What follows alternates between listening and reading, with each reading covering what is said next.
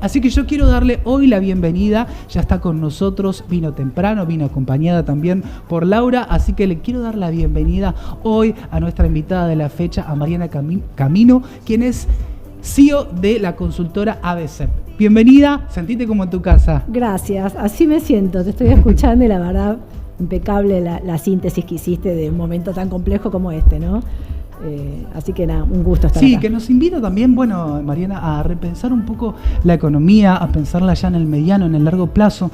Creo que es algo que se perdió en la economía, ¿no? Por ahí, en otro tiempo, sí, bueno, mis padres, seguramente mis abuelos también, tenían pensado el poder comprar una casa, el poder acceder a planes que se fueran armando de acuerdo a los presupuestos, ¿no? Que siempre el trabajador tuvo presupuestos complicados, presupuestos ahí un poco medidos, pero tenían un porvenir en el largo plazo, algo que no está ocurriendo ahora en la Argentina. No, todo lo contrario, no está ocurriendo ahora y hace rato que no está ocurriendo. Justamente, bueno, ayer que estuve hablando con algunos empresarios brasileños, mostrábamos una serie larga, digamos que hace 12 años que Argentina no crece, que está estancada, que tenemos el mismo nivel de PBI, y bueno, y un poco las nuevas generaciones, lo vimos también en la expectativa del votante ahora, en lo que se manifestó en las PASO, están leyendo eso, ¿no? Esa falta de esperanza, esa falta de luz hacia adelante en términos de pensar el crédito, de pensar una previsibilidad, una proyección. Exacto. O sea, eso hoy, no solo por lo que vos contabas recién de la coyuntura muy de la víspera, como hablabas, que es realmente difícil y tiende a deteriorarse la economía con una velocidad que preocupa, pero hace mucho tiempo que estamos viviendo esto. Entonces, cuando vos vivís en una tendencia de inestabilidad y de poca previsibilidad, bueno, esta idea del porvenir se hace más difícil, ¿no? Tanto para compañías como para familias. Nadie tiene un horizonte certero para previsionar, ¿no? De acuerdo a las estadísticas, las series que vos estás comentando, más o menos ¿hace cuánto que no crecemos realmente en la Argentina? Y mira, o sea, vos tenés ciclos y tendencias. Hemos tenido ciclos, algunos positivos, pero lo cierto es que después, en la tendencia de 12 años, es el mismo PBI. Estamos teniendo el mismo PBI ahora que en el 2011. Entonces, lo que estás haciendo es un pasamanos intraeconomía, como digo yo. Es el mismo tamaño de torta, lo que está haciendo es cambiando de manos. Vos sabés que Argentina tiene una matriz productiva, un entramado muy heterogéneo, entonces hay sectores que les va muy bien, pues eso también es la paradoja o el contraste de la Argentina, ¿no? Hay sectores que les va muy bien, hay sectores que no. Entonces, cuando vos hablás de la macro, que es el número agregado, ves que la economía no crece. Pero a veces te pasa que hablas con la microempresarial de algunos sectores y la sensación es que hay dinamismo. Claro, ¿qué está pasando? Son dos Argentinas. Son a veces, dos Argentinas, ¿no? Por eso lo que vos decías al inicio, que más allá de la coyuntura que es preocupante porque se deteriora a un paso muy acelerado, lo cierto es que en algunos sectores el microclima de negocios es alentador, por eso las oportunidades que mencionabas antes, eso también es la Argentina. Y dentro de este microclima alentador, como lo estás llamando vos, bueno, hay sectores que que han tenido un repunte bastante grande, pero sobre todo porque están trabajando, ¿no? Constantemente, de alguna manera abriéndose al cambio constante, aprovechando las oportunidades de aprendizaje y demás. Podemos señalar al sector energético en la Argentina, al sector minero, al sector de economía, de conocimiento, turismo, hay muchas. ¿Cómo estás viendo estos sectores y qué tienen por delante? ¿Qué desafíos por delante tienen? Mira, como vos mencionaste, todos estos sectores y tal vez algunos más tienen algunos patrones comunes. Lo primero es que tienen dinamismo. Y eso es porque tienen competitividad genuina y mercado global. Entonces, esto que vos decías de la coyuntura te aprieta, ¿viste? El cinturón y te da este panorama muy de corto, de urgencia.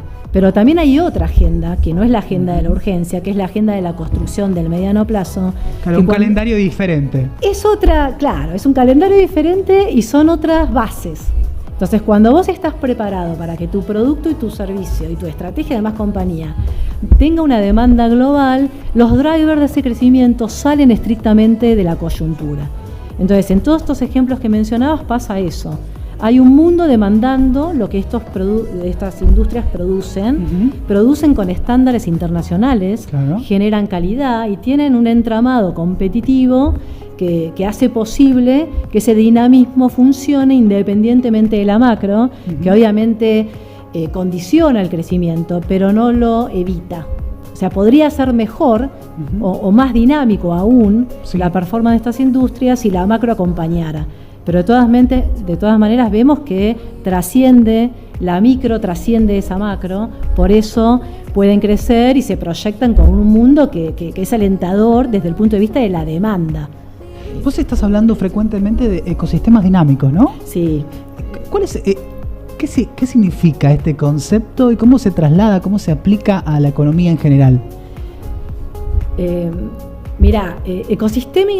Un ecosistema es un entramado de cooperación, ¿no? Donde vos ves que hay empresas que cada vez más se relacionan con otras empresas. Entonces tenés clientes, proveedores, startups que aportan lo que vos decías de las tecnologías y toda esta innovación, comunidad donde las empresas operan. Entonces todo ese entramado de cooperación forman un ecosistema.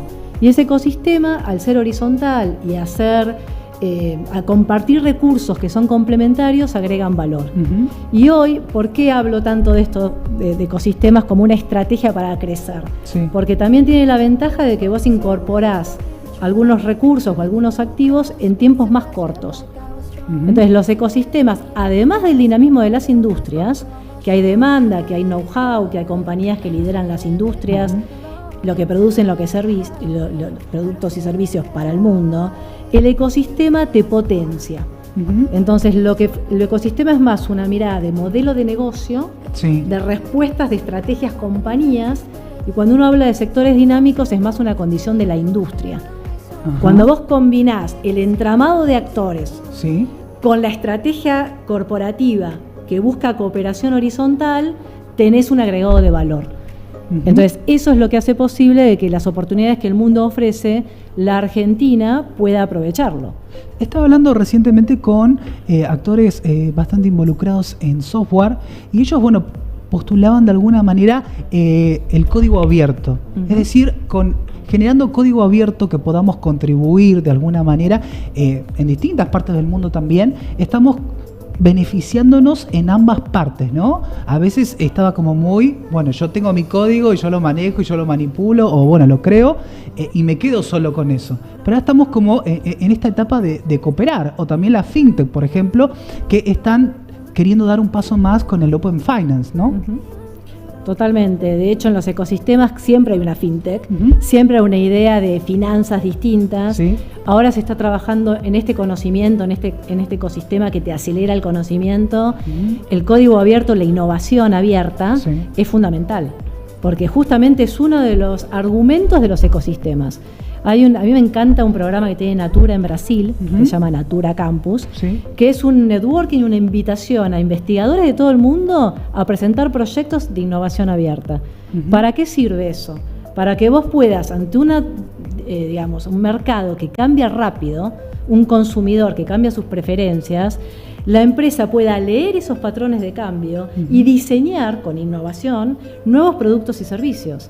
Entonces, cuando vos abrís el juego a la cooperación, innovación, ideas, código compartido, todo eso te ayuda a que tu oferta sea más adecuada al dinamismo que te presenta el contexto, el cambio, la volatilidad. Entonces, es muy importante lo que vos decís. En este proceso de ecosistemas dinámicos, Mariana, ¿cómo nos encontramos en comparación con la región? Y mira, en realidad el ecosistema es un concepto, es una estrategia para crecer, es un modelo de negocio que se repiensa, es una experiencia global que está entrando cada vez más en la región. Entonces hay sectores que están más a la vanguardia de la región, de países de la región, que lo están incorporando. Entonces la verdad que lo vemos, como lo vemos en Argentina, lo vemos en Brasil mucho más, en aquellos sectores donde, por la escala además Brasil y por...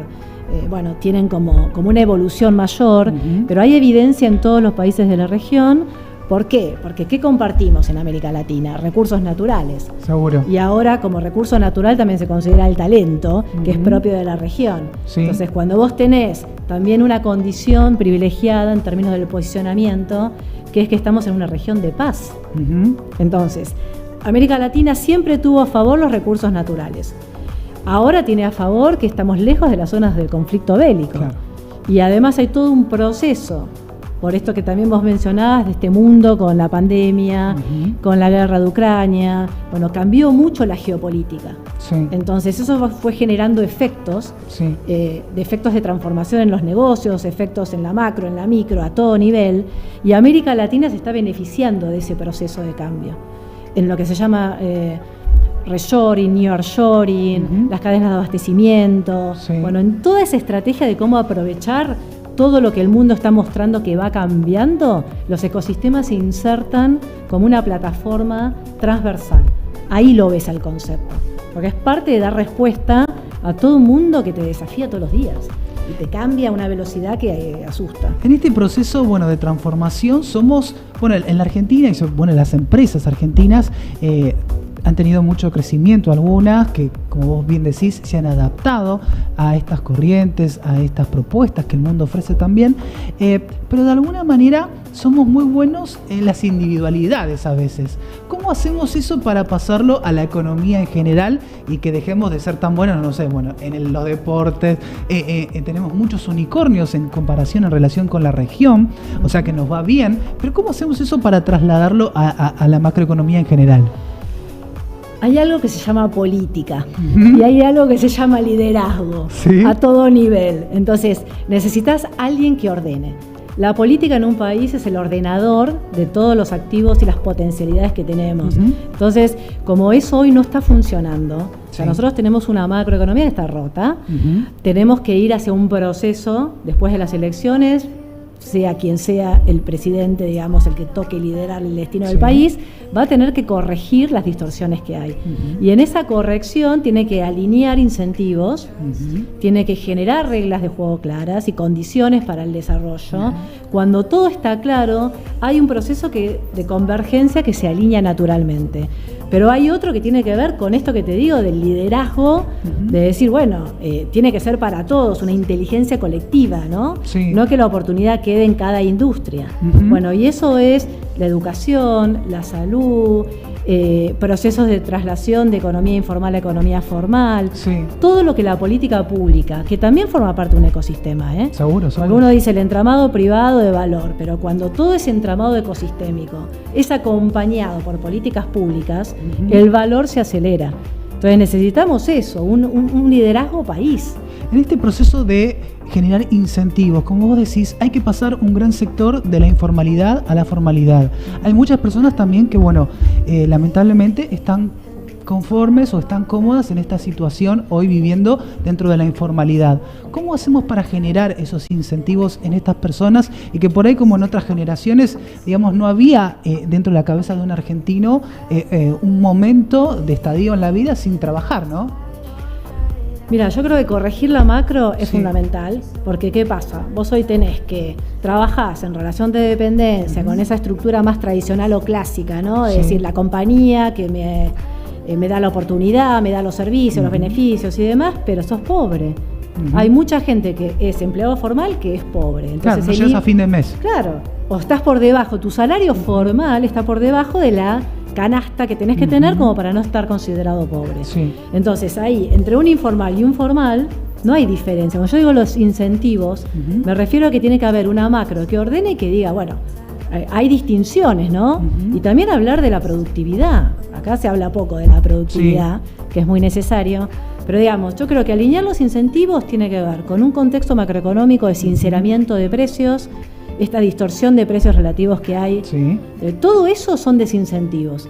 Entonces, depende en qué industria estás y cómo trabajás, la carga impositiva. A veces el informal hace la ecuación, hace la cuenta y dice, me conviene quedarme acá. Claro. Entonces, tiene que justamente cambiar el proceso y la dinámica desde las regulaciones, desde los precios, de las oportunidades, para que a vos te cierre más decir, no, voy al ámbito formal. Es un proceso de largo plazo, que tiene que darse porque es necesario, Pero bueno, yo creo que arranca con una política que sincere la economía, que genere regulaciones claras. Eso es fundamental, la transparencia en la economía. Es fundamental. Y después que las compañías se adapten a ese contexto y también tengan estrategias. Viste que ahora todo es las tendencias que han acelerado, los cambios, teletrabajo, propuesta de valor al empleado, entender lo que hoy viste que las personas te eligen a vos como compañía, no vos elegís a la persona. Entonces hay mucha novedad, es un mundo de nuevos paradigmas. Entonces yo creo que tiene que haber un proceso de adaptación de las empresas, entender lo que hoy necesita una persona joven, que además está, viste, las generaciones, hablábamos mucho de los millennials, hoy los millennials ya son grandes, o sea, los centennials, bueno, son muchos elementos que hay que tener en cuenta a la hora de entender cómo podés seducir a una persona. Sí, bueno, estamos también debatiendo el tema de la carga horaria, también del trabajo. En otros países, bueno, se ha disminuido la carga horaria y eso ha tenido una repercusión favorable en la productividad. Bueno, también evaluar eso, ¿no? Sí, pero por eso decíamos que la productividad o las condiciones macro siempre tienen que estar en la ecuación, porque hay un trade-off entre, en economía decimos un trade-off, o sea, no solamente reducción de carga laboral no te hace, o sea, siempre es una combinatoria de elementos. Entonces, si vos tenés resuelta algunas variables que son básicas, algunas condiciones que son esenciales, por ahí pensar en una reducción de carga laboral, de jornada, de horas, puede ser interesante o atractivo. Seguro. Para el empleado, digamos. Pero se tienen que dar otras cosas. Entonces, acá hay tanto por resolver que hay que pensar en algo secuencial, ¿no? Exacto. Yo creo que va por ahí. Y por eso digo que es importante el rol de los líderes en todos los ámbitos, la política, lo social y lo corporativo, porque son los que tienen que mostrar ese sendero y acompañar el proceso. Yo creo que hay mucho por hacer. Sí, bueno, viste que el tema de liderazgo, el que muestran un ejemplo y seguir ese ejemplo es totalmente importante, muy importante, imprescindible, porque si no es como que si vos tenés un ejemplo que no es del todo correcto o ves algunas cosas que discrepan de una moralidad tal vez un poco acertada dentro de los parámetros que todos queremos, eso como que nos aleja, ¿no? Absolutamente. Y también como en todo, que es disruptivo el momento, siempre decimos que a mí me gusta mucho el concepto de Ian Bremmer que habla de destrucción creativa, para un poco resumir que ante tanto cambio, tanta innovación, todo lo que vos conocías como mecanismos válidos, ahora tenés que repensarlos, los tenés que volver a crear, por eso es una destrucción que te invita a la creación. En el liderazgo pasa lo mismo. Entonces los liderazgos tienen que ser consistentes, ¿no? Y tienen que ser liderar con el ejemplo. Eso lo sabemos desde hace mucho tiempo. Pero ¿qué significa hoy? Porque vos hablabas mucho de la tecnología. Hoy un líder tiene que ser un líder digital. El mindset digital, hay que incorporarlo. Si vos venís de otras generaciones, es un aprendizaje. Líder digital, líder humano, líder empático. ¿Viste? ¿Qué es ser buen líder? Entonces todo el tiempo estás como corriendo la vara, ¿viste? Sí, bueno, y esa empatía creo que se ha perdido un poco, sobre todo, bueno, desde el terreno de la política, ¿no? Pero también aún en el terreno económico, porque a veces es como que, bueno, los economistas como que nos volcamos solamente a los números, a los modelos, pero nos quedamos un tanto fríos de lo que implica eso. Cuando decimos, no sé, el dato de, como vos decías, no llegaste a la canasta básica y estás por debajo. Eso es una realidad tremenda, ¿no? A la hora de comunicarlo y sobre todo a la hora de generar políticas públicas para que eso deje de suceder. Totalmente, y además, bueno, hay una economía del comportamiento que también, más allá del dato duro, que se está analizando y cada vez más, que tiene que ver con entender qué es lo que le pasa a esa persona y cómo decide, o el racional de las compras o de los comportamientos, y creo que ahí está el esfuerzo también de liderazgo de la política. Ahora hay todo un quiebre, viste que se habla mucho del divorcio entre lo que la sociedad quiere y la política interpreta. Es un fenómeno que a veces están muy separados. Es un divorcio, pero polémico, ¿no? Pero después de la pandemia vimos que hay todo un proceso donde han perdido los oficialismos en el mundo, en general, con algunas excepciones. Pero tiene que ver con eso, que la sociedad lo que están diciendo es: todas mis demandas siguen estando insatisfechas. La política no me interpreta. Entonces, viste, eso también, si la política se revierte, se piensa. Hoy antes de venir hablábamos con Laura y decíamos que toda la disrupción y la creación de valor en base a la tecnología, hoy lo lidera el sector privado, porque tiene digamos, la capacidad de innovar. Y el sector público está utilizando instrumentos del siglo XX. Los gobiernos gestionan con herramientas del siglo XX. Claro. Entonces hay como un desacople ahí. Entonces interpretar, yo en ese marco entiendo o trato de explicar este fenómeno, de decir por qué la política no le habla al ciudadano. ¿Y por qué no le genera las condiciones para que la economía de ese individuo mejore? Bueno, porque tiene que ver con esto, porque el foco está puesto en otras cosas, porque no entienden por ahí lo que se necesita, no lo ven como una prioridad. Entonces hay como agendas desacopladas. Y eso es un proceso que se ve a nivel internacional, no solamente en Argentina, pero nosotros que estamos con 40% de pobres, con tanta volatilidad y una economía que apremia mucho más, se hace más relevante, ¿no?, el efecto. Vivimos muy dependiendo del campo en la Argentina. ¿Cómo hacemos para pasar a, de alguna manera, distribuir mejor nuestra matriz productiva? Bueno, un poco la tecnología se está ocupando de eso, ¿no? Porque antes era mucho el campo y lo producido por el campo, pero ahora el campo es cada vez más el campo, la biotecnología, la innovación, el talento del entramado del conocimiento, lo que aportan otros sectores. Entonces hay una mirada más federal también. Entonces el campo ya no es el campo, digamos, desde la materia prima y nada más. Entonces yo creo que a medida que pensemos más global los negocios, entendamos cómo incorporar en las organizaciones esa tecnología, toda la inteligencia artificial es todo un desafío. ¿Seguro? A nivel de cómo generar valor en el negocio. Bueno, todo eso te va ampliando las fronteras del campo en su concepción tradicional. Y si el campo y todo el know-how del campo forma parte de otros ecosistemas, industrias que dialogan con otras industrias, ahí ves que son factores multiplicadores. Entonces, de repente, lo que vamos a ver es que el campo, como motor de crecimiento, va a liderar el crecimiento de otras actividades.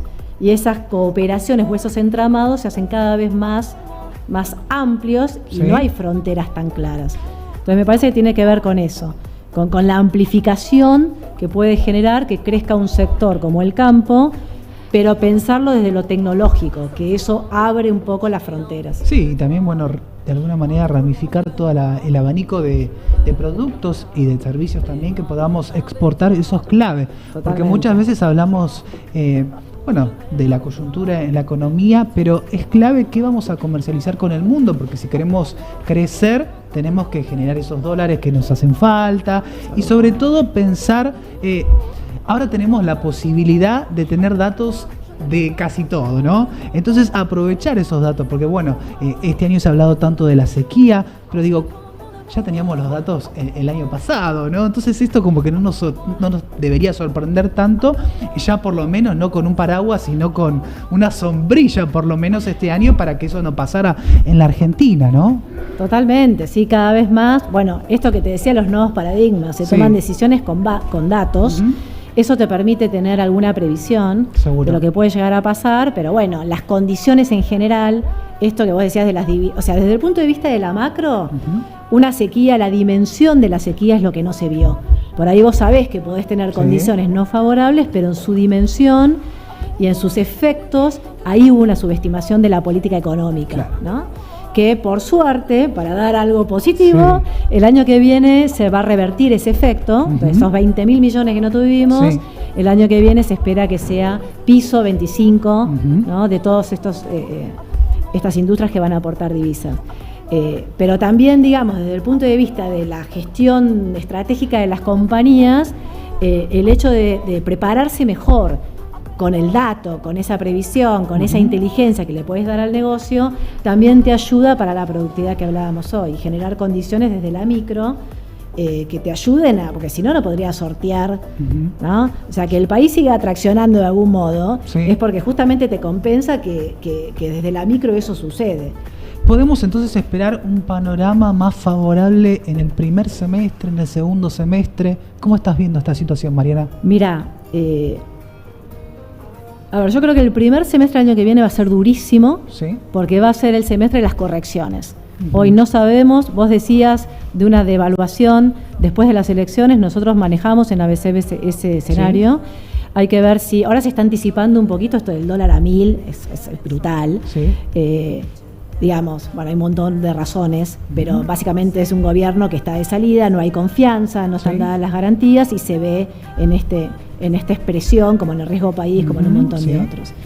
Entonces, nosotros creemos que va a haber una devaluación ya más cerca de diciembre, y eso va a ser el inicio de un proceso de correcciones, de sinceramiento de la macro, de reformas estructurales que va a haber que hacer en distintos ámbitos, acompañando un programa macro integral, ¿no?, de estabilización. Eso va a llevar un semestre entero. La buena noticia es que para el segundo semestre o último trimestre, claro, hablando de semestres que no es muy alentador, pero nada, yo creo que cuando el promedio del año va a mejorar, porque te va a ayudar lo que vamos a ver ya entrando el segundo semestre. ¿Por qué te digo esto? Porque las reformas son de shock. Es tan grave la situación económica hoy, no se puede ir al gradualismo, que no podés ir a... Entonces, cualquiera sea, esto no por ideología, sino por pragmatismo. O sea, hay que resolver las cosas por necesidad.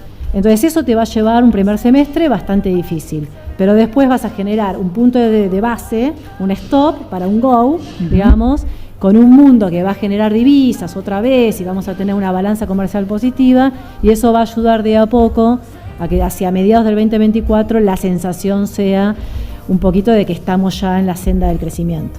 Mariana, tenemos un evento próximo. Contanos cómo es eso. Tenemos un excelente evento. Estamos muy contentos desde ABCEB. El 1 de noviembre vamos a hacer un foro internacional, es el número 13 en la historia de ABCEB, pero bueno, vamos a plantear el nuevo orden mundial, un poco esto que estamos diciendo, cómo entender el desafío de un nuevo mundo, con una geopolítica que se está construyendo, con un montón de efectos, pero y a partir de ahí, cómo entender que hay nuevas oportunidades de negocio y cómo prepararnos, digo, a la comunidad de empresarios. Es un evento que está dirigido a empresarios de Latinoamérica. Viene gente de todo el mundo, como en calidad de speakers. ¿Invitados? Los invitamos a todos. Es en el Art Faena, es gratuito, pero hay que inscribirse previamente. Si quieren entrar a la web de ABCEB lo pueden hacer. Y ahí van a tener la información. ¿Y dentro de los speakers a quién tenemos? Mira, tenemos Ian Bremmer, experto internacional en riesgo político. Tenemos a expresidentes como Mauricio Macri, Mariano Rajoy. A Martín Migoya lo tenemos por ahí también. A Lacalle Pou también es presidente. Empresarios tenemos a Martín Migoya, excelente. En un mano a mano vamos a hablar de inteligencia artificial, entre otros temas. Tenemos a Marcos Bulgeroni para hablar de transición energética. Bueno, un montón de gente, la verdad. Tenemos expertos en liderazgo. Tenemos a Andrés Malamud para hablar un poquito también de todo esto que está pasando en la zona del conflicto, esto de Israel, que es tremendo. Sí, la verdad que sí. Bueno, hay muchos aspectos, vamos a tratar de tomar distintas dimensiones, pero con un objetivo común, que es tratar de acercar un análisis objetivo y realista de lo que está pasando, lo bueno, lo malo, los riesgos, los cisnes negros, para que, bueno, finalmente los empresarios se lleven elementos para tomar mejores decisiones de planificación, al menos en el 2024. Mariana, ha sido un placer que estés con nosotros en Abriendo Mercados. Muchísimas gracias. No, gracias a vos. La verdad que me sentí muy cómoda. Muy, y bueno, muy vamos todos el primero. Por favor, ahí los espero a todos. Muchas gracias.